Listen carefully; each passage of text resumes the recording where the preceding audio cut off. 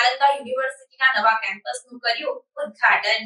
વડાપ્રધાન નરેન્દ્ર મોદીએ બિહારના રાજગીરમાં નાલંદા યુનિવર્સિટીના નવા કેમ્પસનું ઉદ્ઘાટન કર્યું છે।